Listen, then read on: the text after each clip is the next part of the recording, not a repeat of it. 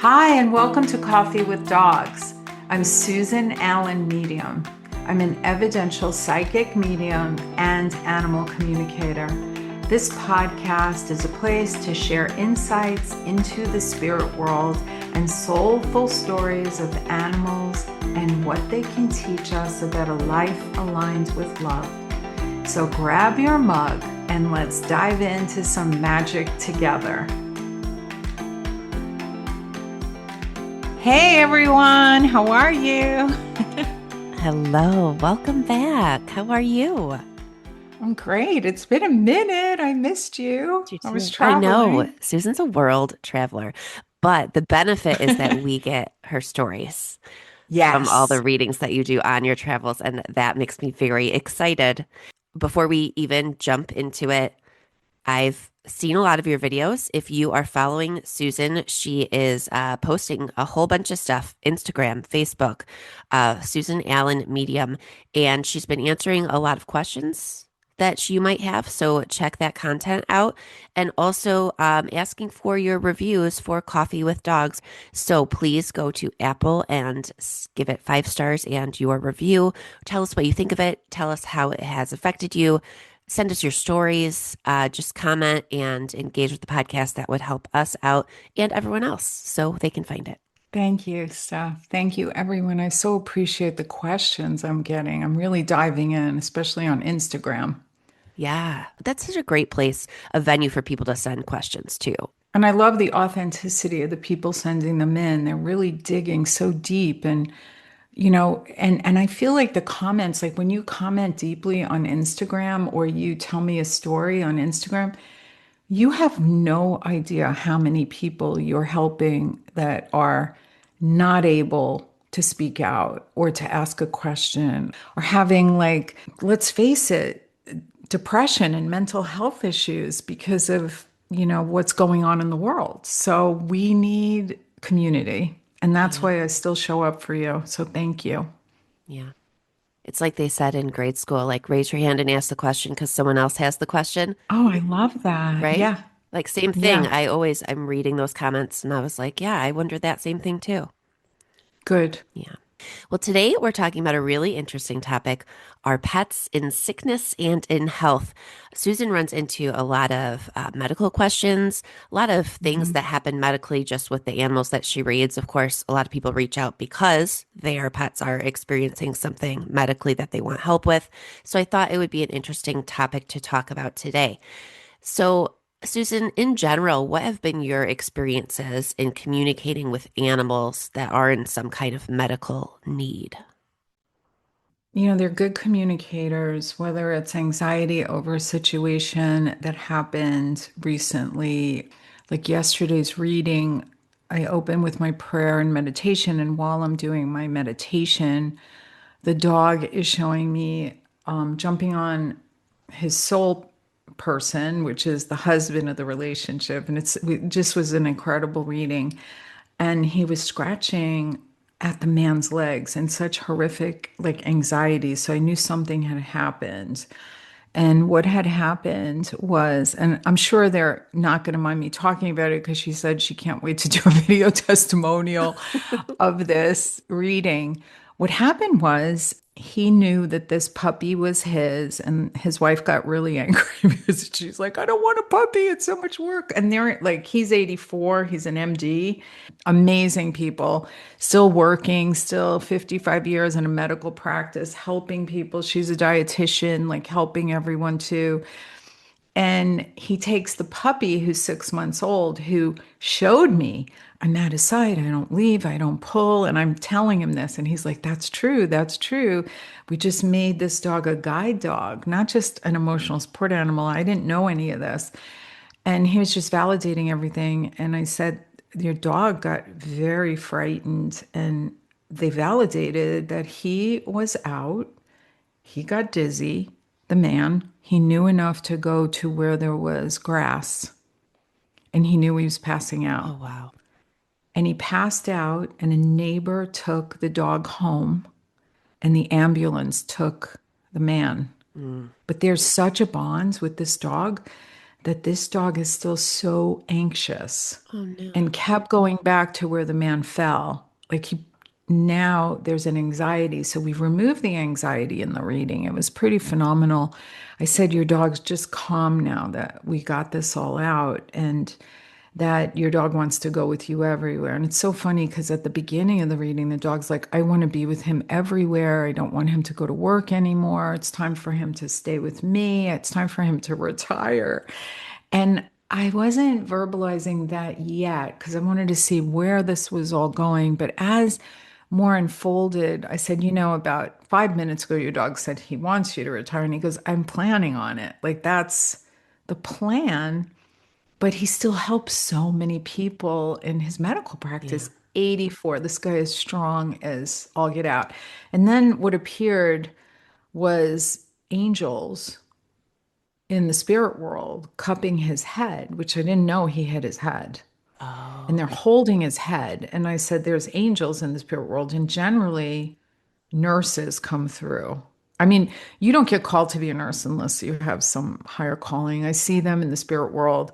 When they cross, they're definitely doing the angelic things. And these angels, his nurses came in and were cupping his head. And I said, your head injury. He goes, yes, I hit my head very hard.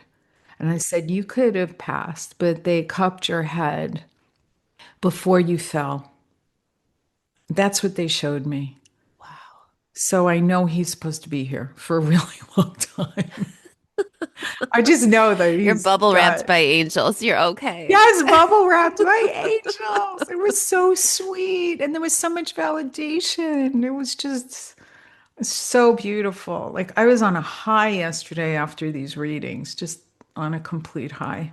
So the dog is worried and upset because of that medical thing that happened with the human.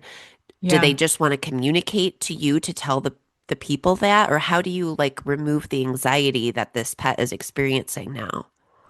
Well, I'm also a healer, and through my readings and the something with my voice happens where everybody just chills. I could just feel the energy and I could feel the heart rate of the dog, Okay. just in the dog during the reading, which is not the most profound thing because it's happened before.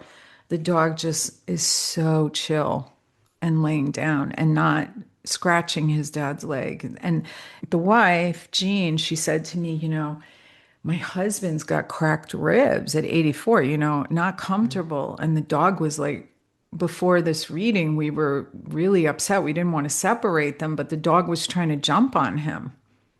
And he had never done that before. This is a trained, perfect dog. It's not a puller, it's a side by side walker. And since this incident where the ambulance came and the loud Right. sirens, and the neighbor had to take the dog home and separate him from his sole human, this was a lot for this Mm-hmm. animal, you know? It was Interesting. so funny because I said, hey, this dog said that his dad knew and picked him, and you didn't even have a chance to pick because this is like a soul bond. And I said, don't be mad. And she had said to me, I was really upset when he came home with a puppy. I was so upset. I get it. She didn't want a puppy.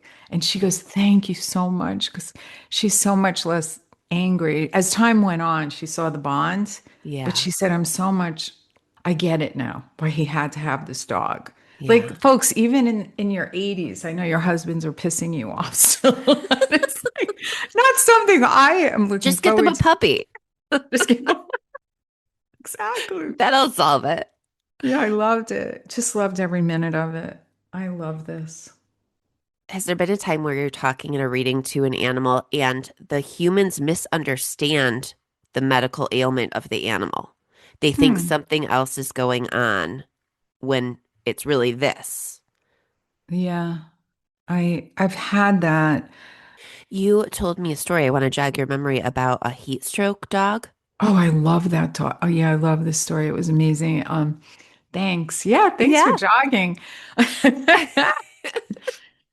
Bringing me back. So I've recently went to Florida and a client from 4 years ago wanted me to go to her house. I went to Fort Lauderdale, did an event at Center of Spiritual Living in Fort Lauderdale. We did an event there.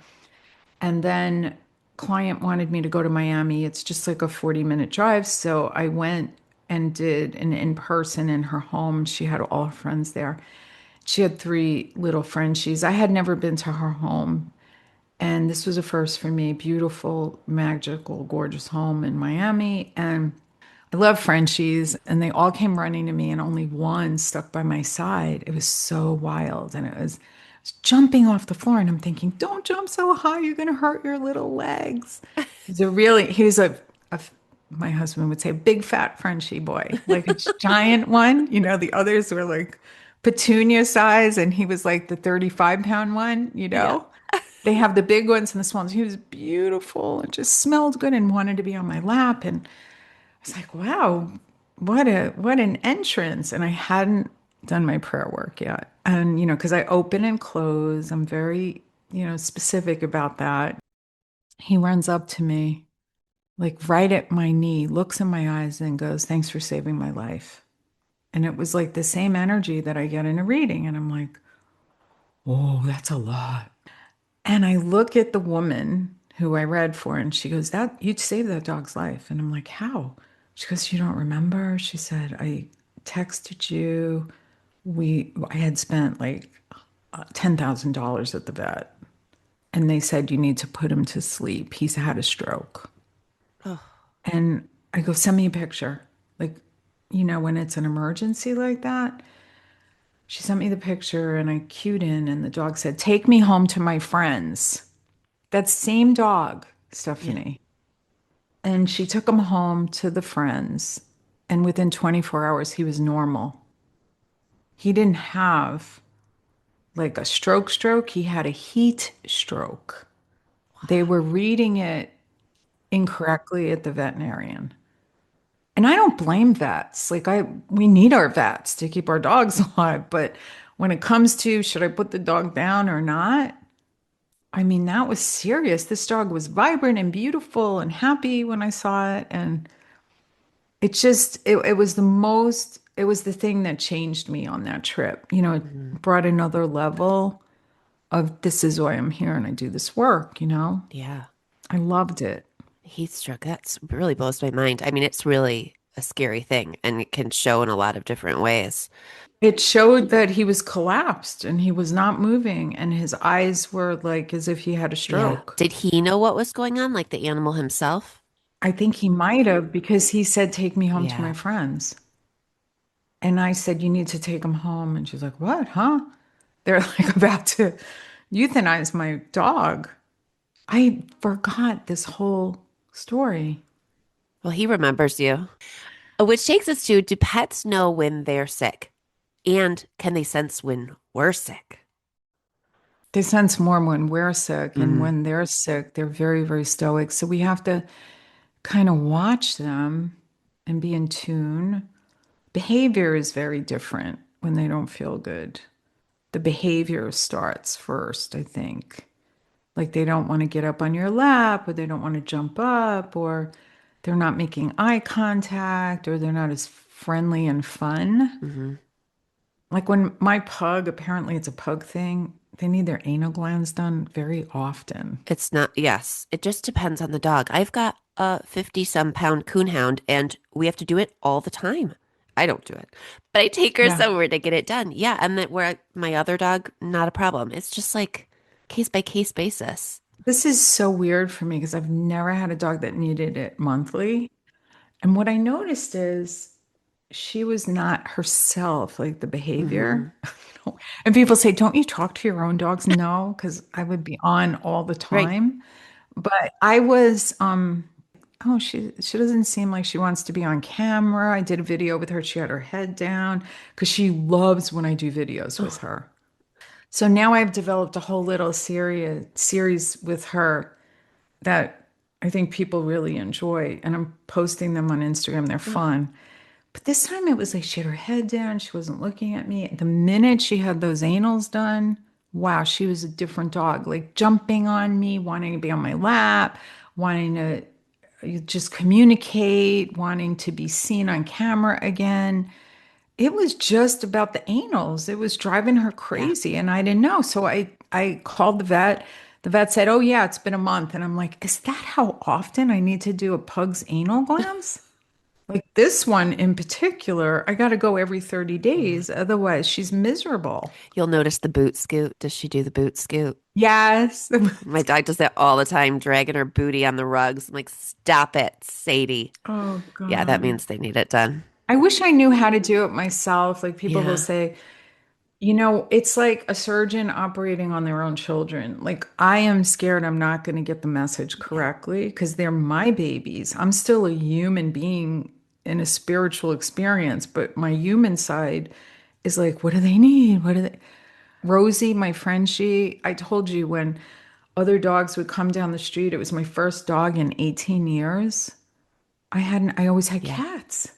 And I think it was because when my mother died, my dog died a year later, and it was Too much. horrible Mm. for me. I was in my 20s. It was like, I can't have another dog, but you get just as attached to Yeah. kitties. And people are asking me, when are you going to talk about cats? Love to talk about cats. I love those people. Yeah, they love their kitties.